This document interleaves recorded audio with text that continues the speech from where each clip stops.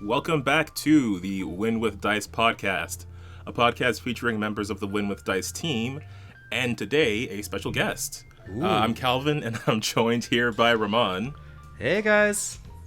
And I am also joined by Tim, who is our guest for the week. Hello.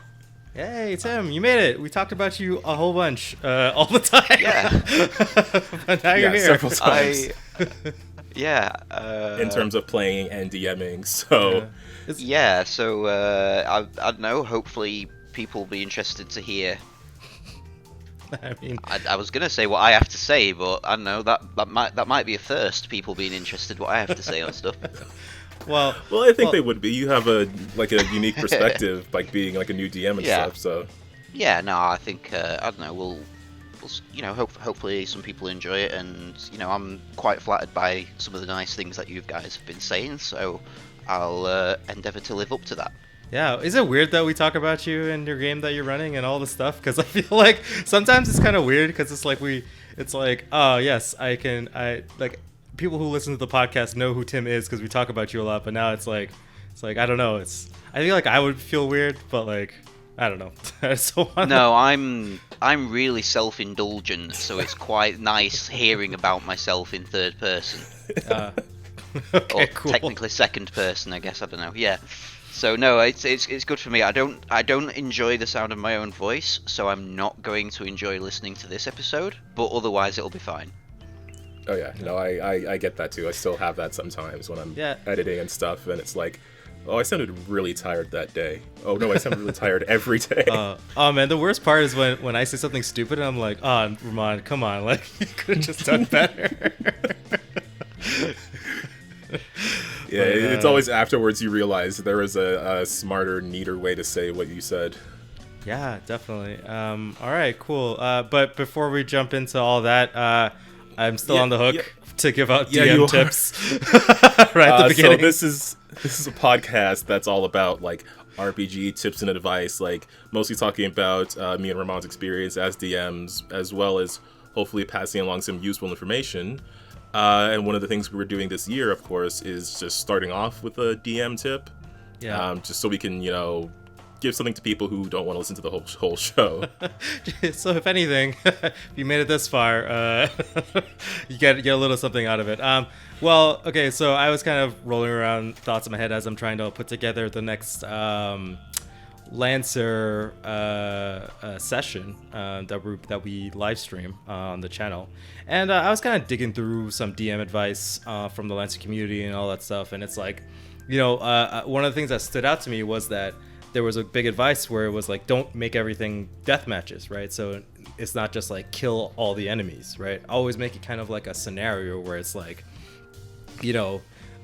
complete X within a certain amount of time to win or get to the other side of the map, or really trying to get that, I guess like a more tactical level gameplay in there, as well as like cool stuff too, where it's like if you're able to be adjacent to this like power core, you can supercharge your weapons to do damage to a thing that's actually invulnerable to it, or like whatever, right?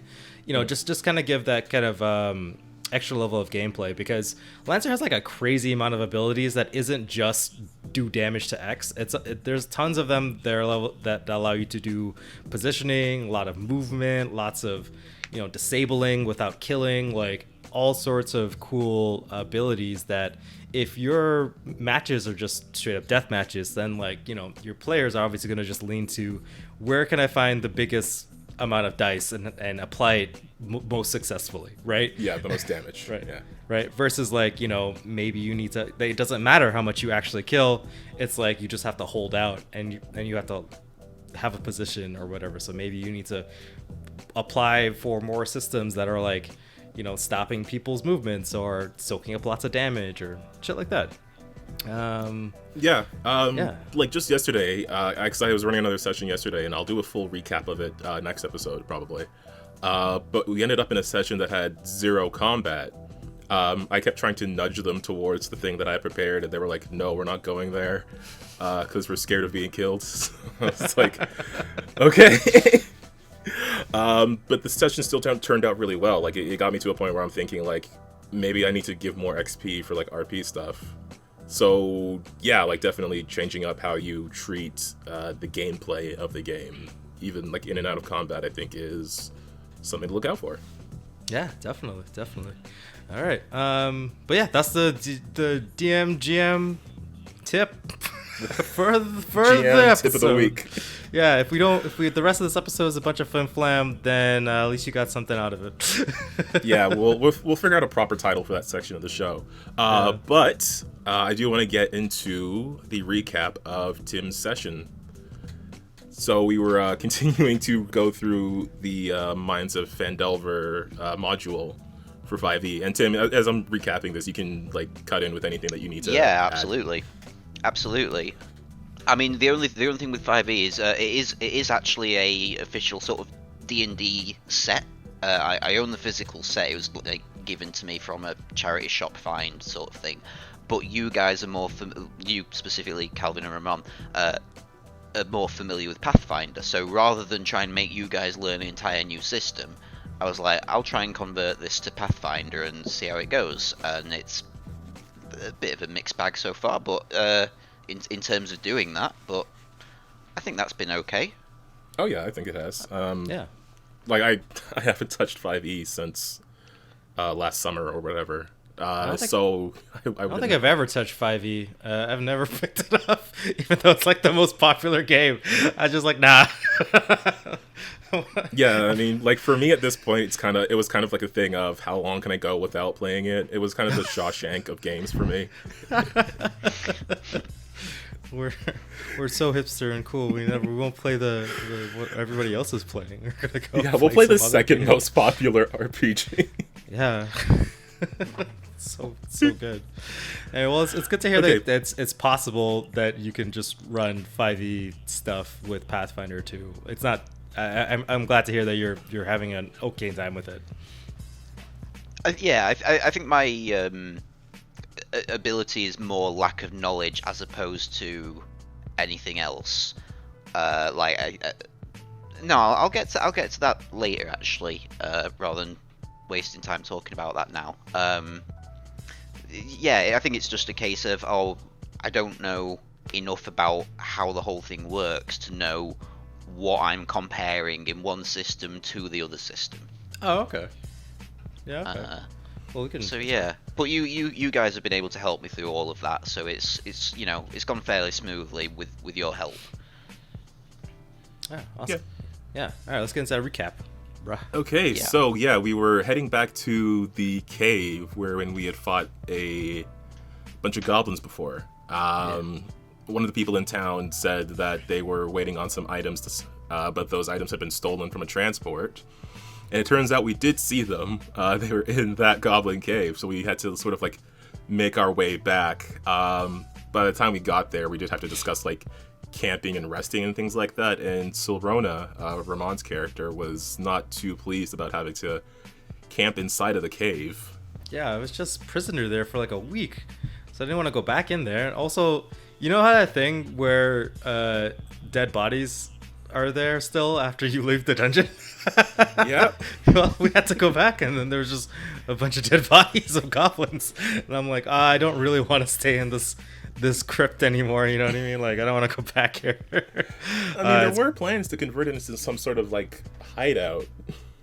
Yeah. I mean, this isn't a video game. They don't just like fade out once you've killed them. Also true.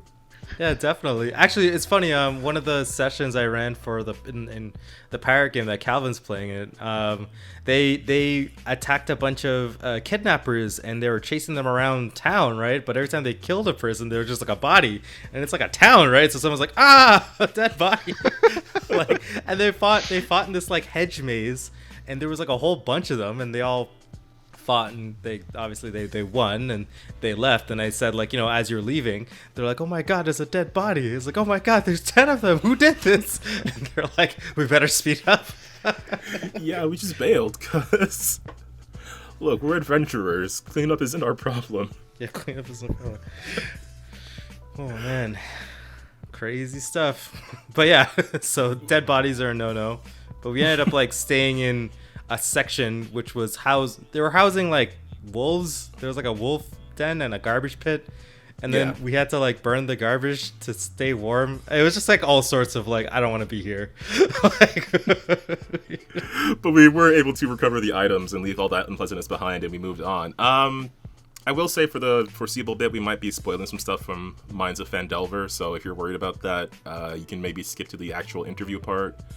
But we did go back to Phandalin, and we ran into Sister Gurel, who revealed some interesting secrets to us, that she was in fact a member of the Harper Agency, sort of these adventurer spy types who advocate for equality and were very suspicious of the town's mayor, whose name I wrote down, but my notes are all like one big ball of text. I can grab it for you while you. Was it Harbin? If you want. Yes. Yeah. Yes, Harbin. Yes, the useless mayor who may or may not be in cahoots with some bad guys. Right? Oh yeah, you had to leave early. You'll see. Shit. Okay. Ooh, exciting. You will see. So yeah, we did go back there. Sister Girl just gave us an update about like how she was part of this agency. She was also looking for a banshee to ask questions about a spell book. Like she had her own different sort of quest thing going on, and we were kind of, as we were going around town, we were picking up a lot of like different sort of side quests. Yeah. And I don't know, it was very interesting to me, like having like just making notes of these things. Like these are other problems that we have to deal with in this area, even though there was one like thing we were trying to do. Oh my god! Like one note when like it was when she asked us to go like talk to the banshee, I was like, no, like, I don't want to be anywhere near a banshee. What do you mean? Like, holy shit, we're all gonna die. I'm pretty sure banshees are save or die. So, but I mean, I'll go do it if Tim really wants us to. But I'm like, oh my god, really? It's a side quest, so if you don't want to do it, I'm not gonna make you. But like, when are you ever gonna go talk to a banshee? Like, I want to do it, but also I'm like scared. I'm like, my character's gonna die. Oh, I'm like excited and nervous at the same time for that. But anyway, sorry. Like, it's just such a ridiculous quest. I love it. I'm definitely gonna steal that for later to have them talk a party talk to a banshee. We did also learn about some orcs once we did like go talk to the mayor, because we were all like catching up with everybody, including Sildar, the guy that we rescued from the caves. Or the other guy, rather, because we also rescued Silverona at the same time. Sildar was, like, taking charge of the place, which I thought was really interesting. Yeah. I don't know if that was, like, a thing from the book or not, but I really liked the way, Tim, that you were playing that, like, how Sildar he just got here, and then he was taking control of the town. He was turning it around, because obviously Harbin wasn't very competent as a leader. Yeah. Yeah, it's kind of it's I think I made him go a little bit further than he does in the book, but yeah, it is basically a case of he sets up and starts doing things as opposed to anything else. But yeah, it's mostly a book thing. I can't take too much credit for that. Yeah, but I mean, you can still take credit for how you were doing it, because like from our perspective, we were just there for like a day, and then he's already like getting everything in ship shape, and I was like, that's really like we can see immediately from that action why Gundren would have Sildar as a guard or like as a companion of some sort, because like Sildar's clearly a very capable person. You leave him alone for a few minutes, he'll solve all your problems. Yeah, seriously. I don't know if he's really solving all the problems, or if it's just like he's ordering people about with such commanding authority that no one dares question him, and they just go and do the thing. It could be that. We might have just been swept up by the appearance of competence from Sildar. Yeah. But yeah, while we were there, the town mayor also mentioned another thing going on, which was some orcs to the east of the town. Though we were mostly focused on the Red Brands, this gang that's been harassing this place for the past while. Harbin, of course, claimed that they were harmless, But at the time, when we tried to check, like, we couldn't really tell if he was, like, lying on purpose or if he genuinely believed that. And Sildar himself also mentioned an alliance he was part of. And also, like, one of his compatriots having gone missing somewhere in Phandelver, while exploring a manor just outside of town. Yeah. A manor that we then had our eyes on. Yeah, we're like, oh, sweet, sick base, dog. We're gonna turn it into a base of operations because it's better than a goblin body-filled cave. Yeah, for any listeners who have played the Lost Mine of Phandelver, do not leave a comment on the manor. Ooh boy. Ooh. Yeah, we haven't gotten to it yet. We've learned some more about it, but we haven't gotten there, so don't spoil anything. Yeah. So okay, like after we did all that and we got like I feel like there's so much stuff going on in this area. I'm like, wow, there's so many things to do, so many boxes to check off, and then we're like, let's go deliver all this stuff, right? So I think we're still doing a little bit more shopping around. And before then, it was like, then some of the red brands showed up, right? Like but they're all drunk. They were bothering like one of the local store owners, a man by the name of Bartham, and they were like harassing this person as we arrived. And we kind of this was the start of Silrona's like character shift. Oh yeah, when I figured out who Silrona actually is. Because turns out, folks, he's a cowboy. we showed up like a posse, all walking in a line. Silrona in the middle, then my character Teeks and Chibi's character Bren flanking him. And I'm not sure if the climate is right, but there might have been, I don't know, like a tumbleweed or something nearby. Yeah. I'll allow it. Oh, man. And then we just walked up and we're like, hey, you guys better stop harassing these poor town folks. And they're like, get out of here. And then just quick draw magic missile. Like, it just took one guy out. Like... Yeah, we all just like started blasting like with magic missile, and then Teeks had her lightning, and then Bren shot an arrow. So we just started firing on these guys, and it was just really, I don't know. I'm really like curious what you're gonna do with Silrona the cowboy wizard at this point. I know, I love it so much. I'm curious, Tim, how you're gonna react to that. Tim, I'm so sorry. If you had like a vibe, I definitely shattered it with my cowboy. No, the only problem it's causing me is I have to now, help create a new icon for him. Oh, yeah. I mean, I'm down to just use the same picture, but put a hat on. No. Same picture. MS Paint, cowboy hat on top. Definitely. That's all it needs. Yeah, not even Photoshop. This is an MS Paint job. just draw a cowboy hat. I'm down. I'm definitely down to have that. But yeah, no, I think it's awesome because again, like I just decided that my character is like, let me just shoot a bunch of magic missiles, and now it's like I like the idea that he conjures up almost like a clear revolver. Like it's just like transparent. Just like a spectral revolver.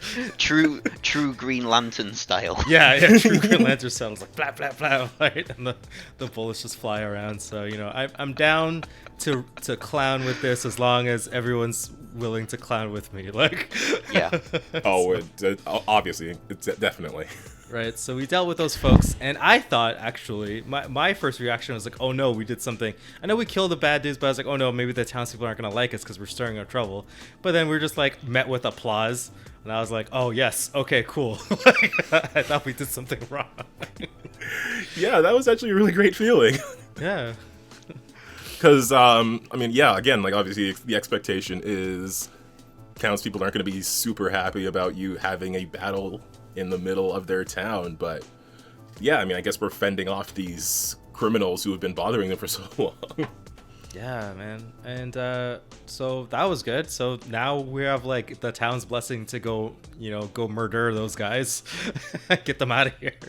Yeah, basically. Or, low key turn them into a gang that's run by us, but good. Or a posse. Like a posse, yes. A posse that can go out and do good in the world. Like true gang stars, if anyone's watches JoJo. I feel like I'm the only one in our group chat who hasn't. You are the only one in the group chat. You should definitely. I think. Okay, that's a fact. Yeah, you should probably watch some JoJo's. I think. Yeah, I definitely do it. I'll if I haven't already, I'll link you to some online, and I'm gonna ask the power of the viewers to bully you into watching JoJo. Oh no. It's gonna be pure peer pressure. Yeah. Just watch some JoJo's. It's also, I'm pretty sure Calvin doesn't really watch anime. For him to just start with JoJo's is hilarious. Like, absolutely, absolutely. best. Sure. I mean, it's on like it's on Crunchyroll or something, but like I can't pay for another service. I just pay. Oh no. I wouldn't. Try and set you off on anime trying to pay for something unreasonable that you don't know you're gonna enjoy. Yeah, definitely. I mean, it has like a free month or something, right? Because maybe I can use that to watch My Hero Academia as well, because I've been really wanting to watch that. It's... Oh, you know what? I'm not going to get into the intricacies of this. This is a D&D podcast, not an anime podcast. Oh, yeah. We did get a bit sidetracked. We'll talk about it later.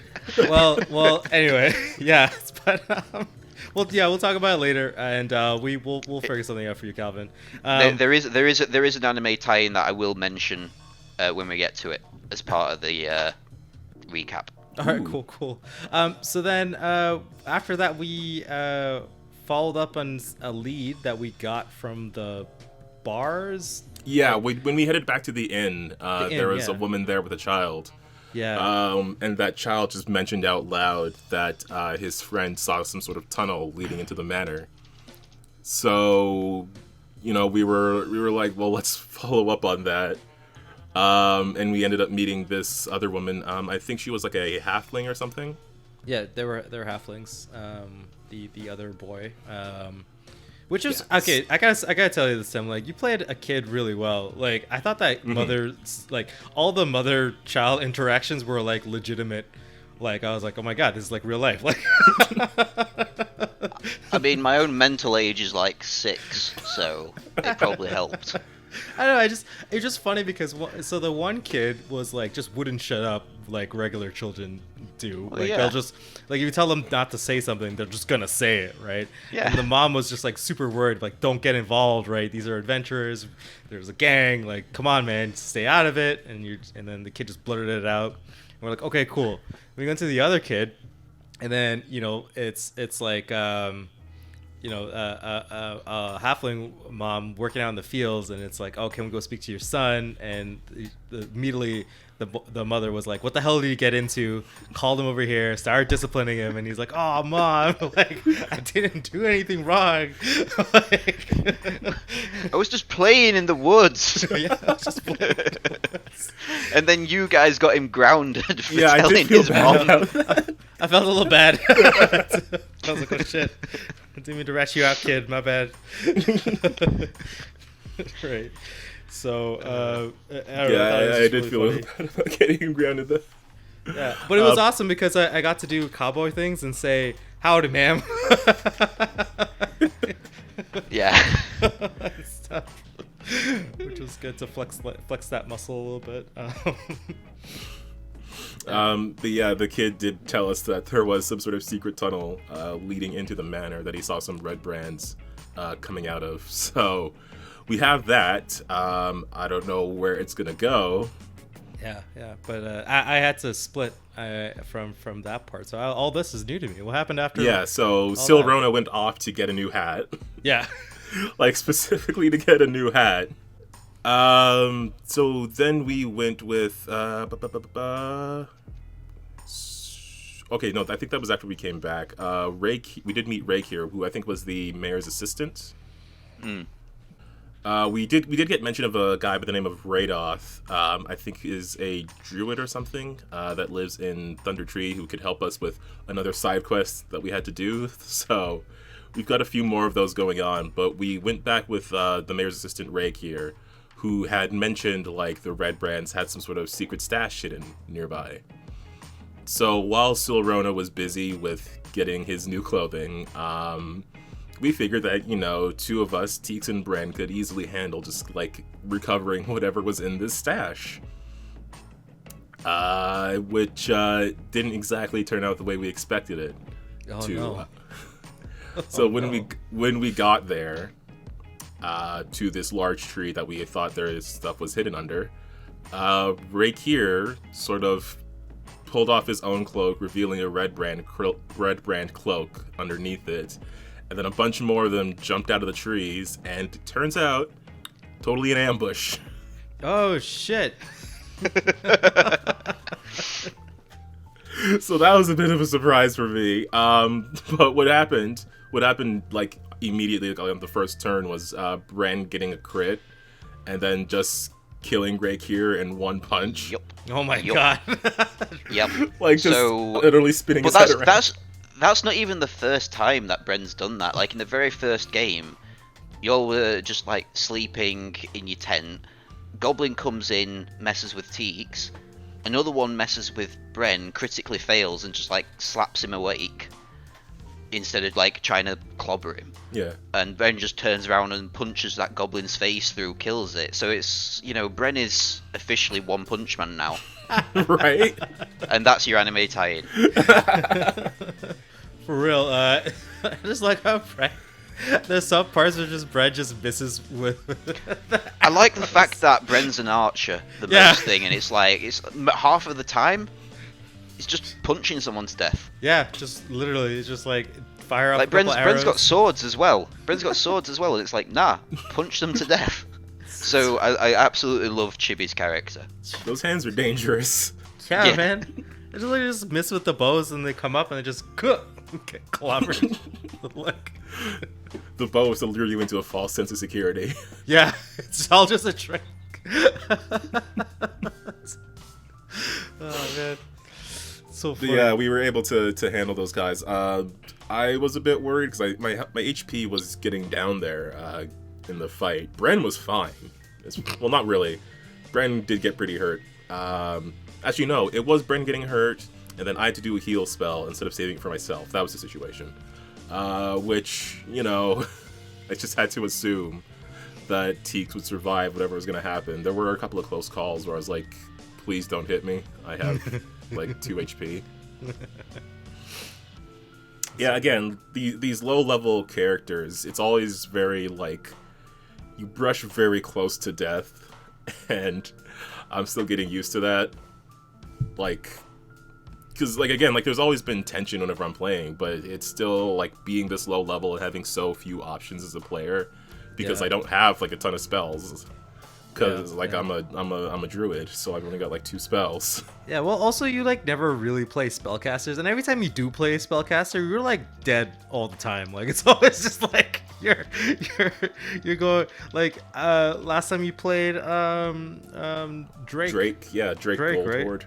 Drake Goldhorde got wrecked, man, and then after that, you're just like, never again.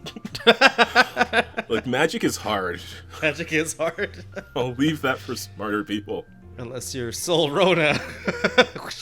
Like, yeah, okay, well, maybe Magic Cowboy was the way to go.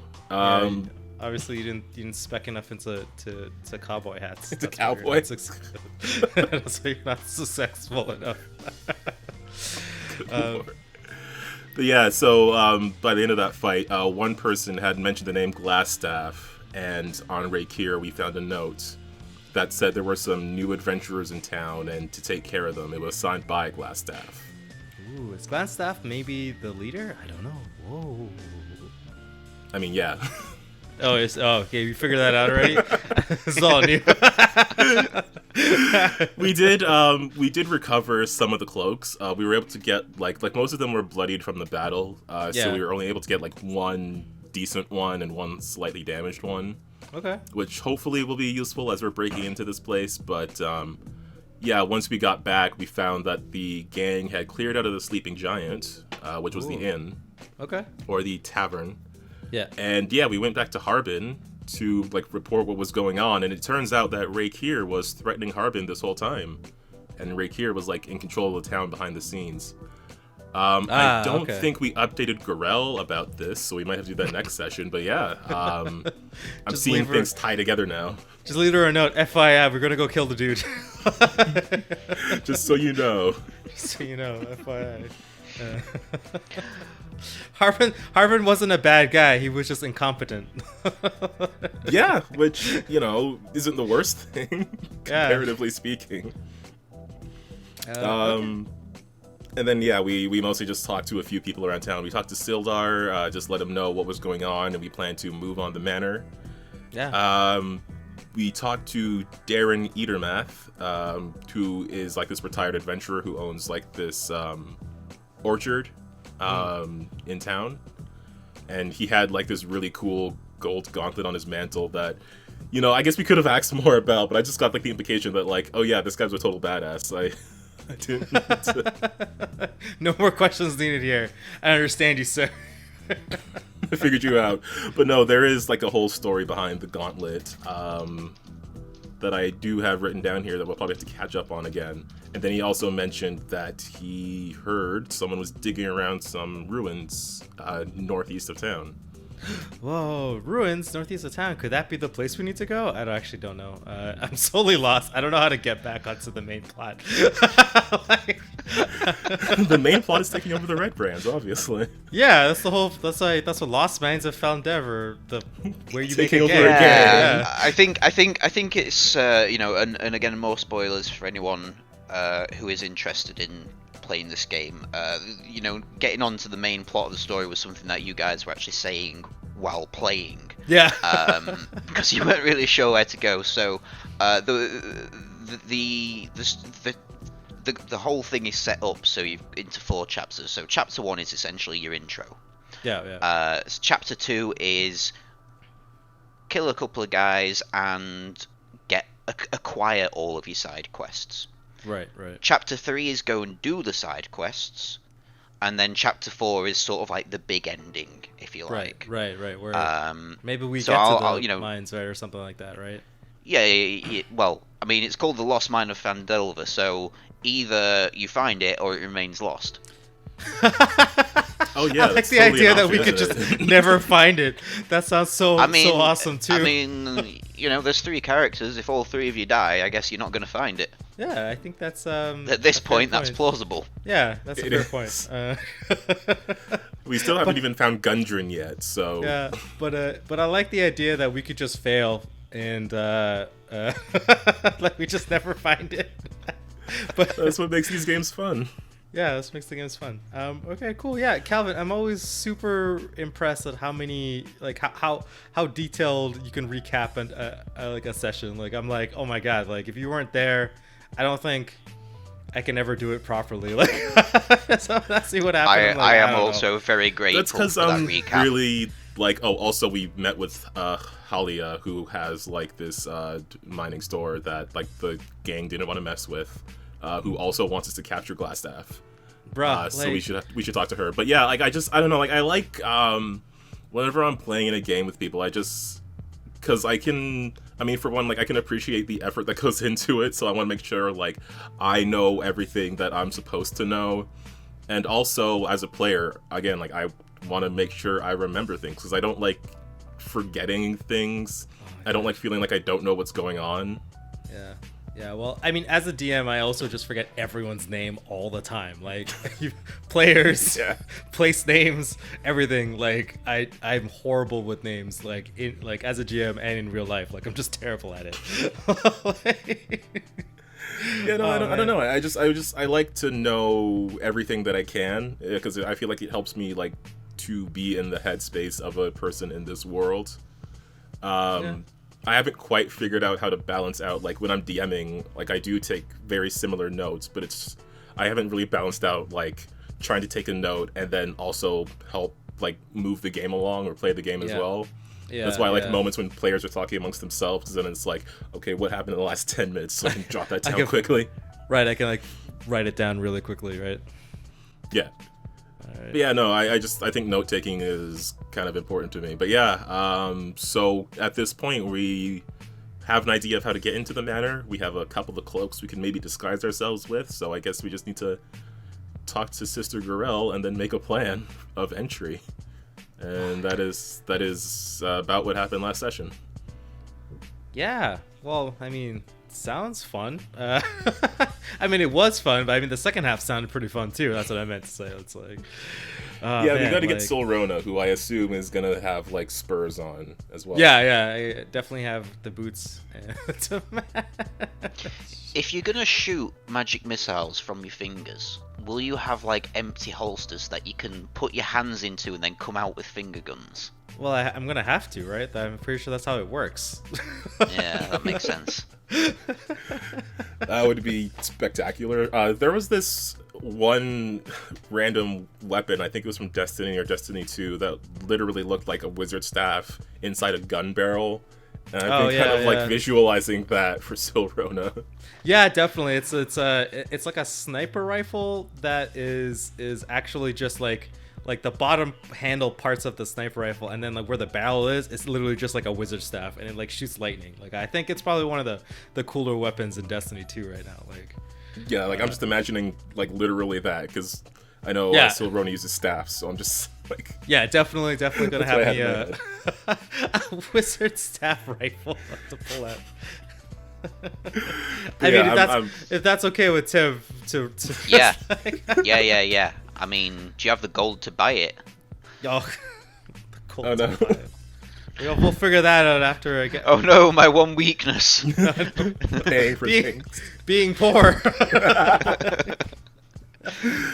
But yeah, no, like, I'm again like really excited to just like get to the next steps of this adventure, because there's so many different things. We've got the Banshee, we've got the Orcs, we've got those ruins, we've got to find Gundren, we've got to find Cragmaw. So we got a lot of stuff to do.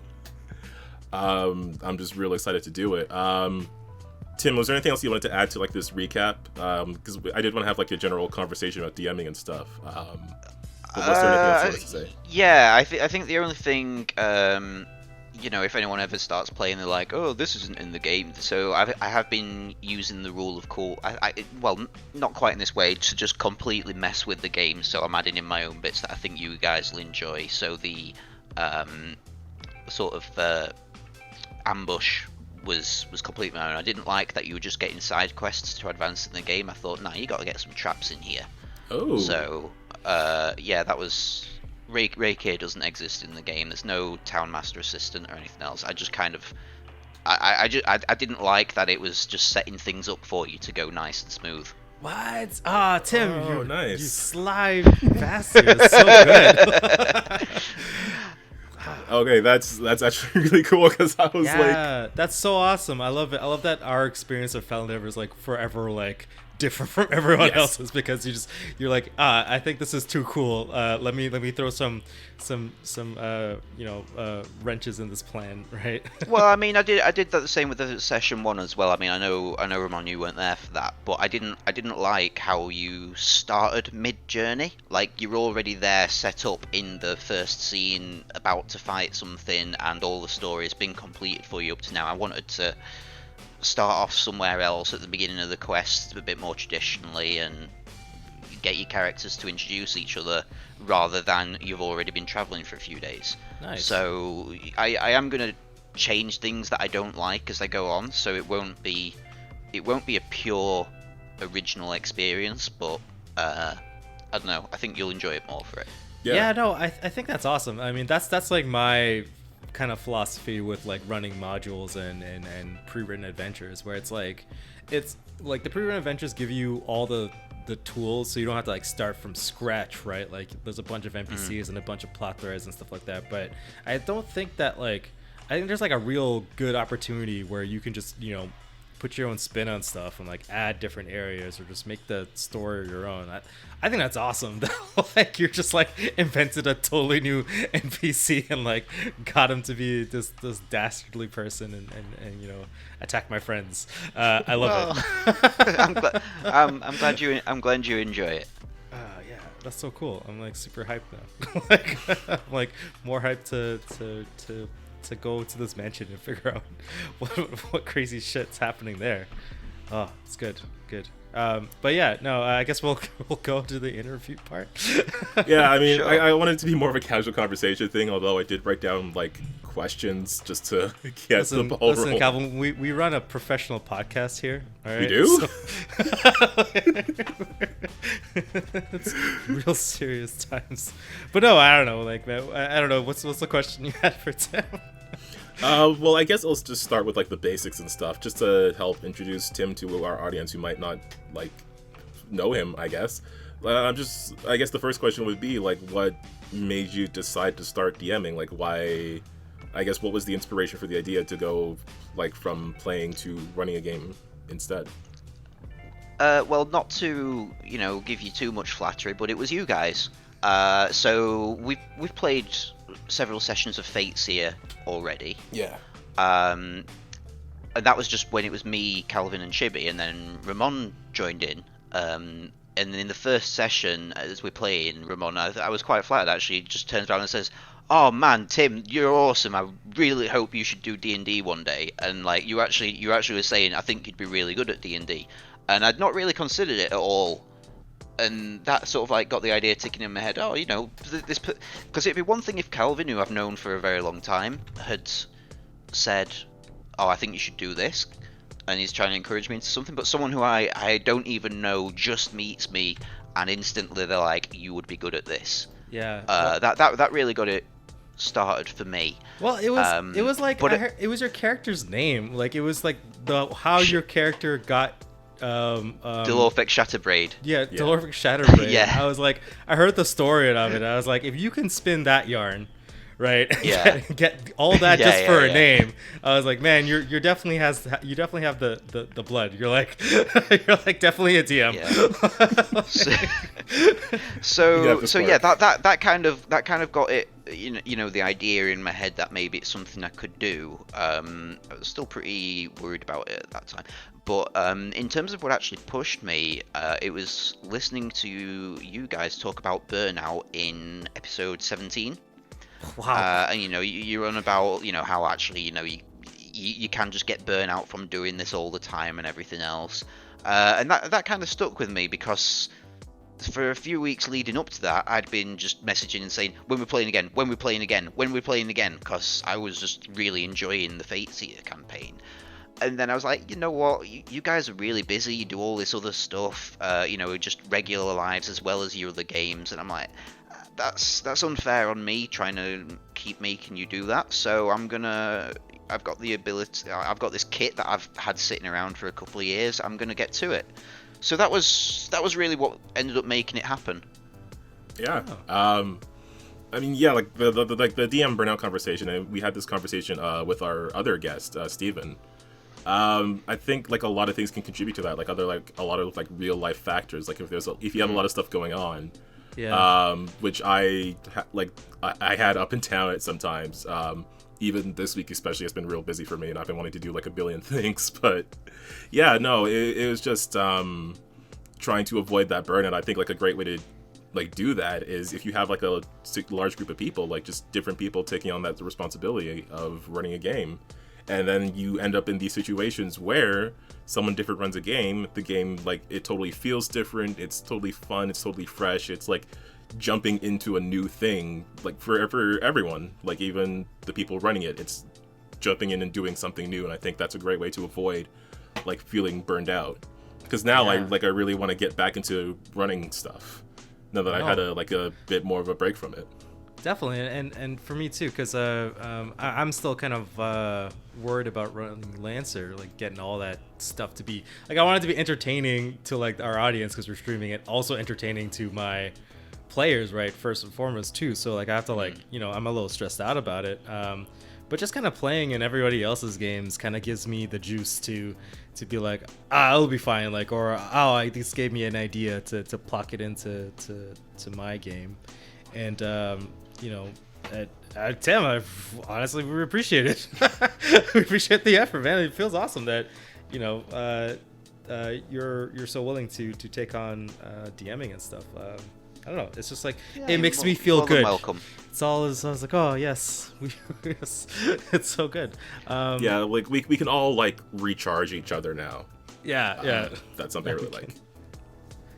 Yeah. So yeah, I guess like how has running a game felt different from playing? Like instead of playing the one character. I mean, this is a very broad question. So I guess like what would be the thing that you would think is, I guess, most different? Like what, when you were starting to run the game, was like the idea or the concept that you hadn't really thought of at first, or just felt like the most different from getting in there? That's a good question. The setup was the most difficult thing. There were so many things I didn't know, I didn't understand about getting everything ready. I was just constantly pestering you guys, and because I'm in the UK, you guys are in Canada. There's such a time difference. I'd like message you guys at one moment, and then several hours later, when you're awake, I'll get a reply, and then it's like, okay, that's great, I've got the reply, and it's, if I know I was bothering you through all hours of the night, sort of thing, just trying to get things ready. So that it was more just a complete, I don't know what all of this is. I don't know how to set up Roll20. I don't know what these specific rules mean, because my sort of reading it is not the best. Yeah. It's a bit complicated for me to understand coming at it fresh. All sorts of things. So that was initially the most difficult thing. I suppose the thing that I didn't expect is something that I should have been really warned about. You've told every single one of your viewers enough times that no plan survives first contact with the player. So Yeah. you guys constantly wanting to do things that I am not prepared for. So like I say, this game's been done in chapters. I've not uploaded the. Now you can, from what I've seen, or at least at some point you could. I think it's still on there. You can actually buy this module from Roll20, but because I owned it already, I wanted to get a bit more familiar with it. So here's my physical version. I want to do it all from scratch. So I've drawn new maps. I've got character sheets done up from scratch because I've had to convert them anyway. I've got enemies converted from some of the resources that you've sent. Say this is what enemies' stats are in Pathfinder. Yeah. Having got all of that, it's suddenly a case of, oh no, you guys aren't doing what I want you to do. Yeah. And having to spin something around real quick into how to resolve that. I think it helped in the first session having my own, or first two sessions having my own NPC who could kind of guide you in some ways. Yeah. Even if they were going to cause problems for you. Yeah. So that, I don't know. I think I think this is probably a little bit more difficult because this is a specific kit where there is a storyline to tell. Whereas if it was a custom game, we could just really roll with whatever you guys want us to do. So Yeah. that was quite difficult for me.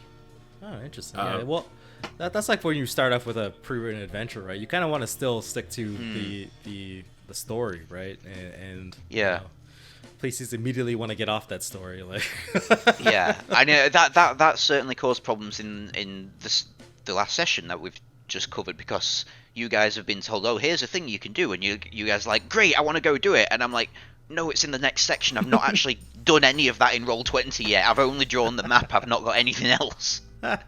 Yeah. Yeah.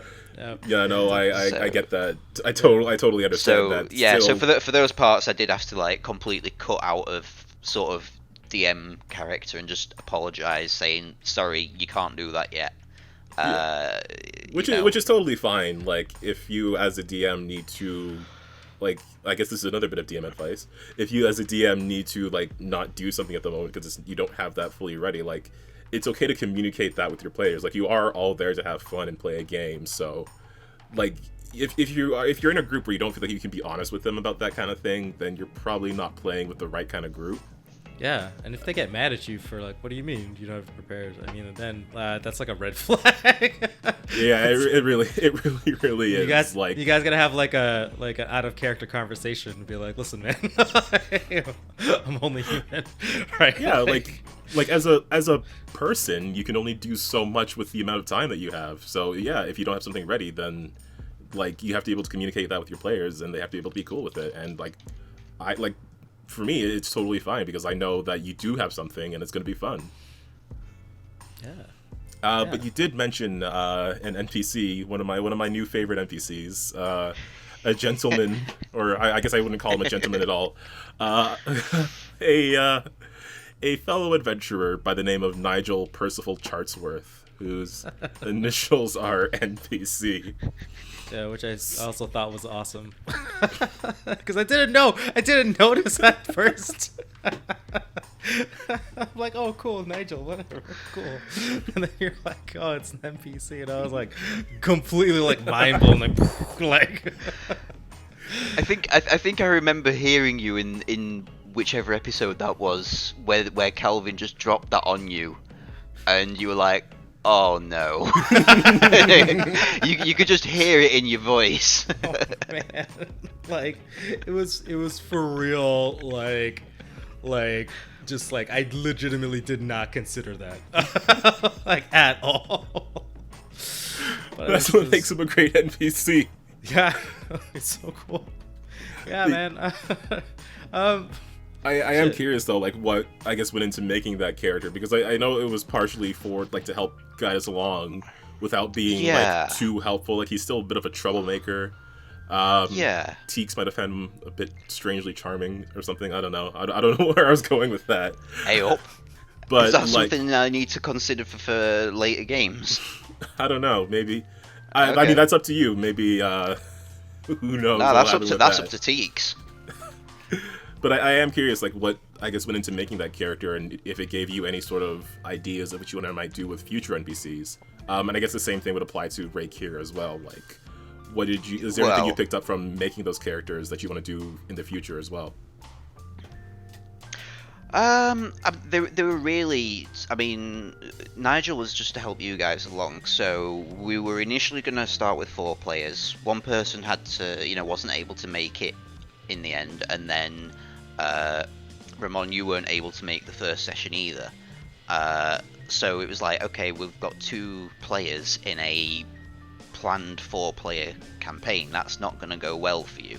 So it was only really brought in for that. And then in terms of how, I was kind of just looking at the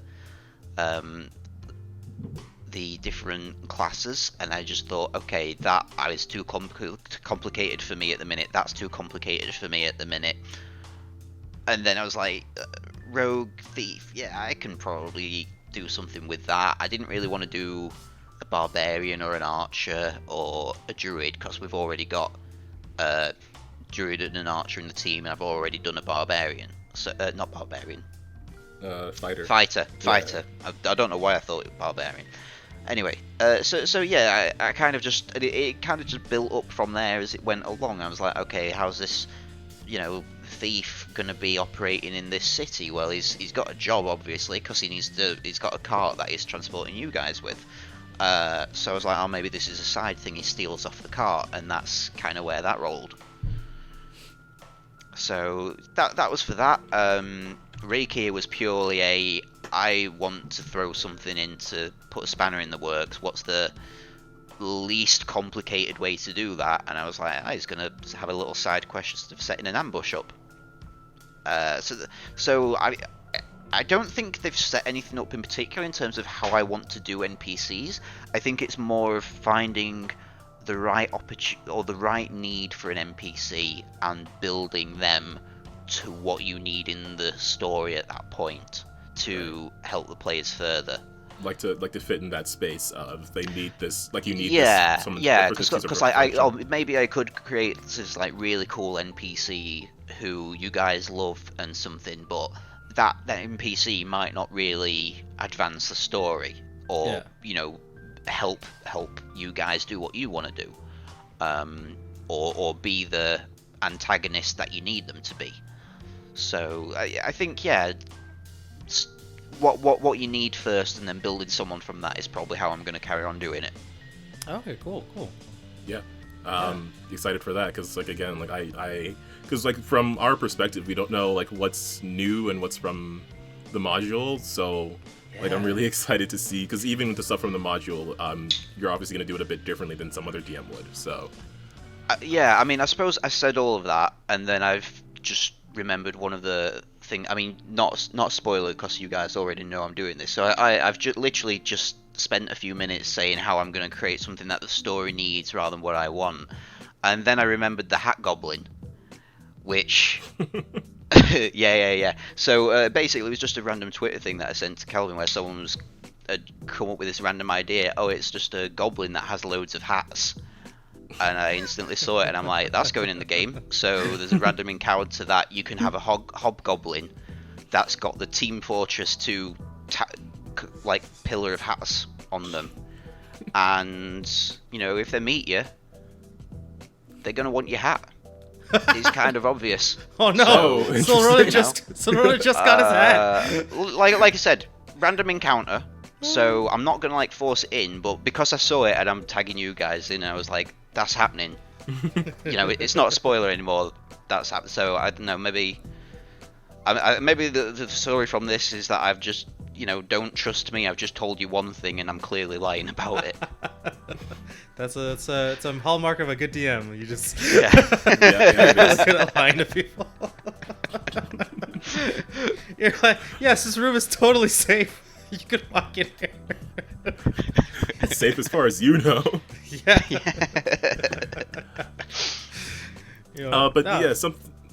Oh, sorry, Ramon, you saying something? No, well, I don't know. You go ahead, Calvin. I don't know why I missed anything. Okay, well, something I was wondering was, I guess we could talk about the module itself for a bit. Like, how have you found using a module helps you, or if there's any way that you think like it hinders you? Because like that's something I started out doing when I first started DMing, so I'm curious like how your experience has been with it. I think without having somewhere to start, I mean, I've not like been playing D&D for a long time, or Pathfinder, or any tabletop sort of role play thing for a long time. I've only had the Fateseer sessions that we've played, and I can't remember how many we've played now. Like maybe 6. I want to say 7. 7 maybe. Okay, so but yeah, like that's all I've ever known. I've not known any other stories or anything, so the entire thing's still been pretty new to me. So it's given me a good structure, I guess, to sort of, okay, this is the sort of things that we need to go along with. So it's been really helpful in that regard.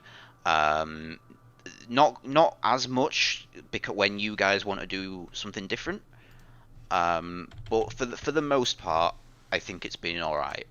I definitely would have struggled to, if I was creating my own story. Like I had plenty of ideas on maybe I could do this instead as my own completely different thing, but trying to get everything ready for that, I would have found extremely difficult without, you know, the framework needed to put it in place. Yeah. Again, like you did talk about prep work before. Yeah, I think if someone who is played a lot of D&D already were to decide, oh, you know what, I'm gonna start GMing, they would probably have a pretty good basis on, you know, they've learned most of the rules that they need to know just through playing. They would probably be able to, you know, do something that they wanted to do if that's what they decided they were going to do, rather than doing a module. But for someone who's relatively new, I personally would recommend it. Okay, yeah, for sure.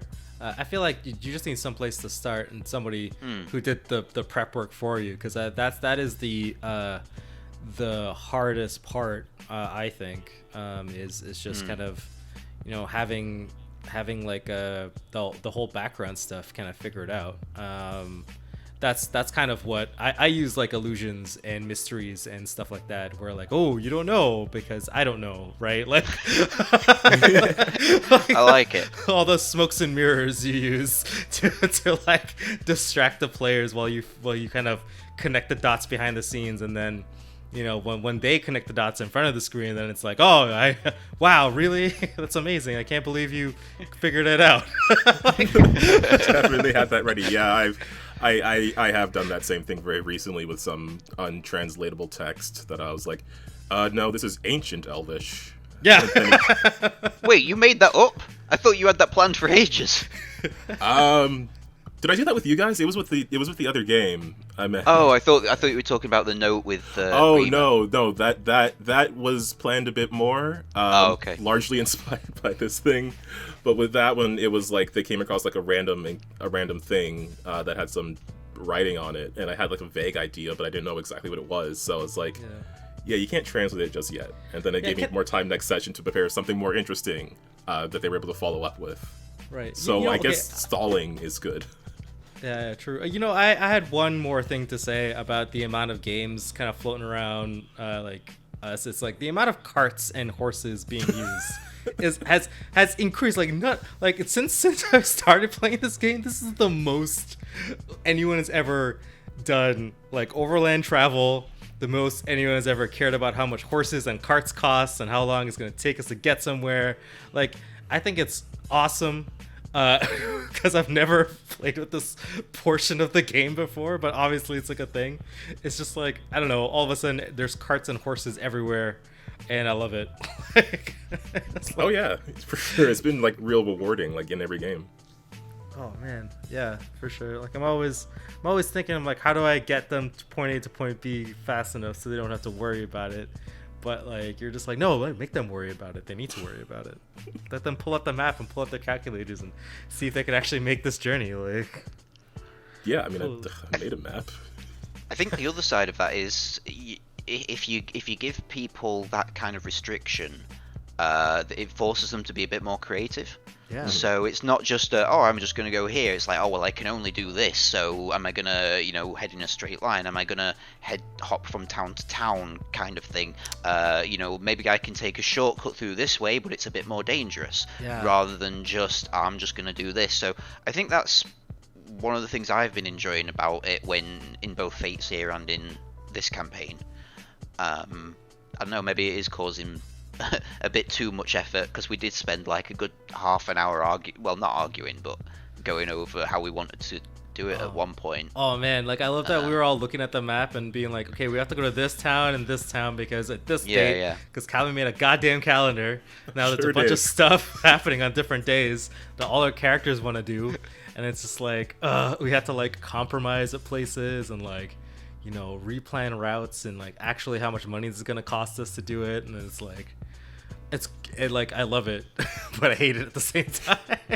Yeah, and with the Phandelver game, like we had that overland map, and it's like, well, we got to follow this road, then turn here, go east along this road.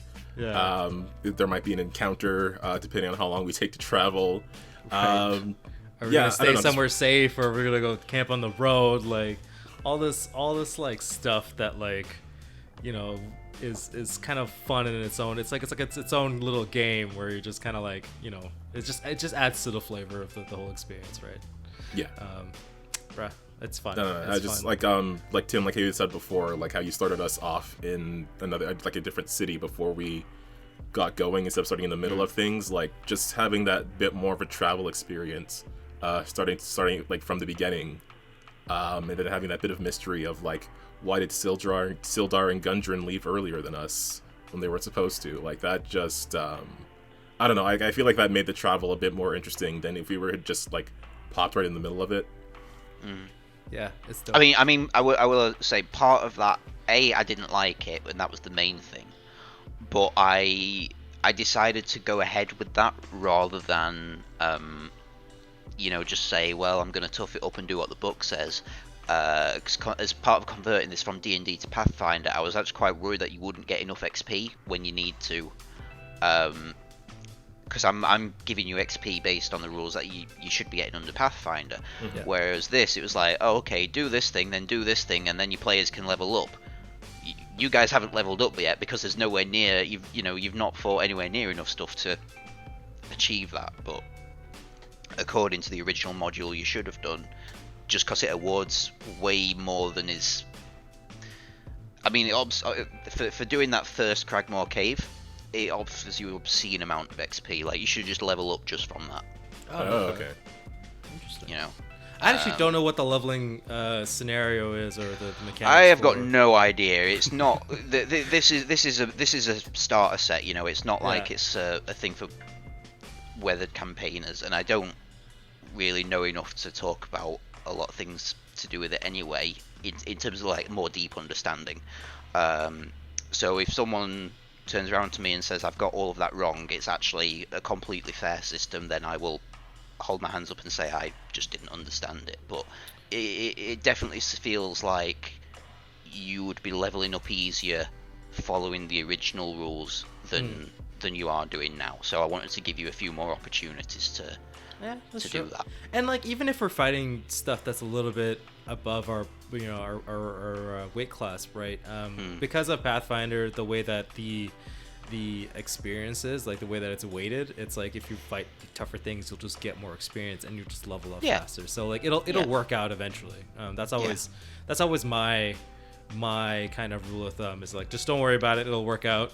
I think the only real concern is, like, you know, you get to the end of the game and you're like 2 levels below where you need to be to fight the big boss, and suddenly you can't do it. That's true, but I would say that might be different in D&D, because Pathfinder allows you to fight bosses that are 4 times your level, right? Or 4 levels higher than you. So it's like, I think the range in Pathfinder is a little bit bigger. Yeah. I mean D&D's flat math, so it's like you're able to get away with a lot, right? But it's like, in terms of like actual time to kill, I guess if I put it down to it, it's like Pathfinder is still within. If you're within 4 of up or down, then you're still good. Okay, well, I didn't know that, so I'm not going to feel too bad about it then. Yes, don't pull your punches, because guys tell Kevin every time. It's like, I never do. Yeah, no, that's how I ended up killing 2-player characters at the end of last year. Oh, awesome. So good. Calvin, you have so many notches in your belt now. Like, so many heads, more skulls for the skull throne, Calvin. More skulls for the skull Oh, boy. But yeah, no, I think it is important not to, like, go too easy on your players. You don't want them feeling like nothing is a challenge. Yeah, you wanna make them feel like they did something important, not just kind of go to the mall or whatever. Like, it's going somewhere dangerous.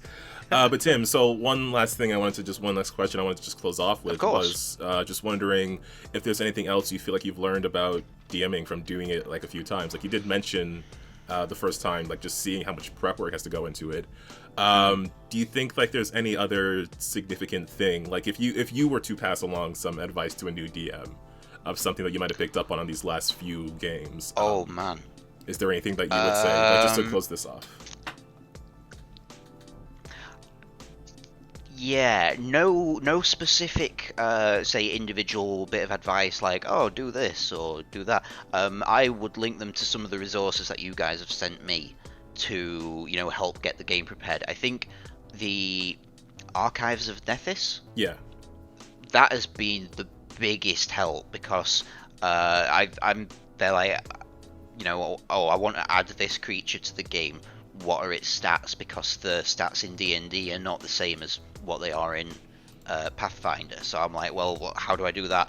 I want the players to be equipped with these items. How much do they cost? I want you to be able to buy or sell or trade, or, you know, get a room in a hotel, not a hotel, in an inn. I don't know what that is. How does this spell work? I've got no idea.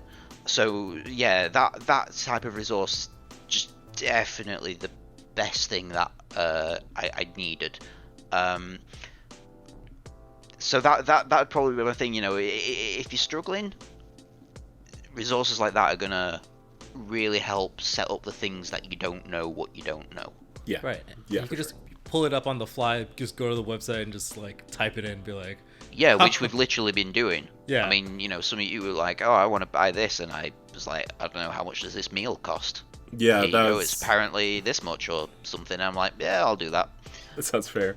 That is definitely something, like, because like some of the minutia, like, I know I don't remember it. I used to use the Pathfinder wiki site a bit more, but the Archives of Nethys site, I've just been finding like the layout is much better, the search is much better. So Yeah, definitely like rely on those online resources that have all this information, so you don't have to like memorize how much does it cost to stay one night at an inn. Yeah, so, I mean, if I'm gonna name the key things, so we've got Archives of Nethys as here is like the huge list of resources. Ramon, you linked me to Incarnate for making maps. Yeah, Incarnate that was is cool. a pretty good tool. Yeah, it's a pretty Yeah, cool tool. I mean, the free version is quite robust enough to get you where you need to go. Yeah, I think as long as you're creative enough with it, you can, you don't have anywhere near as much resources, but I've totally been able to get around that just by using things in slightly different ways than they were supposed to be. And I think the final thing was the Pathfinder app. That's Pathfinder 2nd Edition app. Oh yeah. So it's like, man, I don't know how to create an NPC in this, or we've got a human enemy that is basically a character almost that I can't convert, and that's not really something you can do on Archives of Nethys. So it's like, okay, I'm essentially gonna have to create them as an NPC and then put them into the game as an enemy. Sorry, as a player character. No, sorry, I meant to say.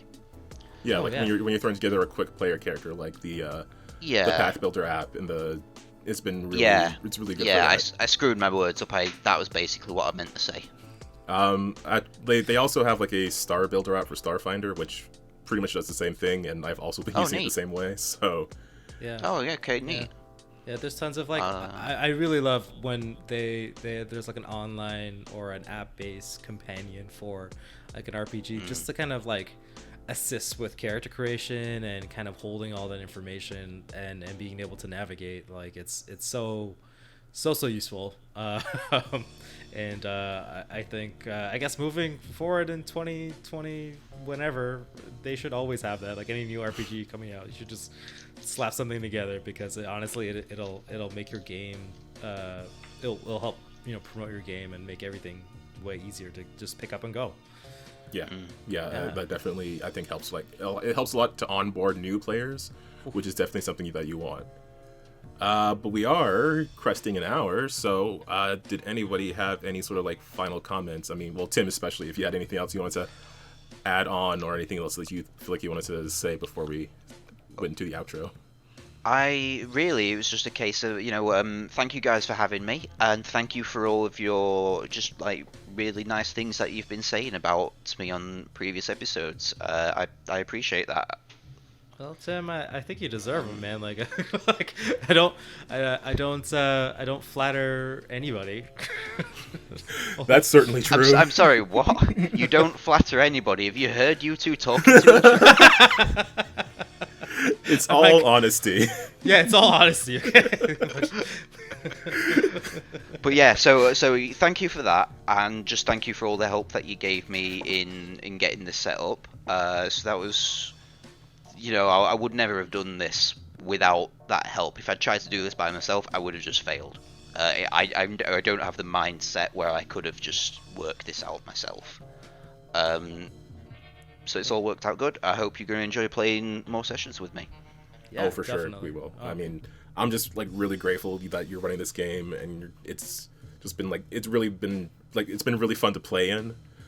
So I know I did give you like a whole big ass paragraph from my character backstory, but like I'm excited to see what you do with it. Like seeing. Oh, I have plans. I have plans for that. Don't worry. Great. Yeah, and I appreciate how you're just rolling with my my wizard cowboy idea. So we'll see where that goes. But Calvin, give the people what they want. I think we're okay. Ready. So yeah, if you want to hear more from us, if you want to hear more episodes of this podcast, just subscribe to our YouTube channel and ring that bell so you get notifications every time we upload a new episode. Check us out on social media, on Twitter and Facebook at Win with Dice, and be sure to check out our website, winwithdice.ca. It's a really pretty looking website. Go to it and tell me how nice the background looks, please. Please, Calvin needs the validation. I really do. I did some new stuff with that, and it looks nice. Again, subscribe if you want to see more. Like the video so we know you liked it. And that's all we've got. So just remember to keep on winning with dice. And we'll see you next week. See you guys. Bye, everybody. Bye.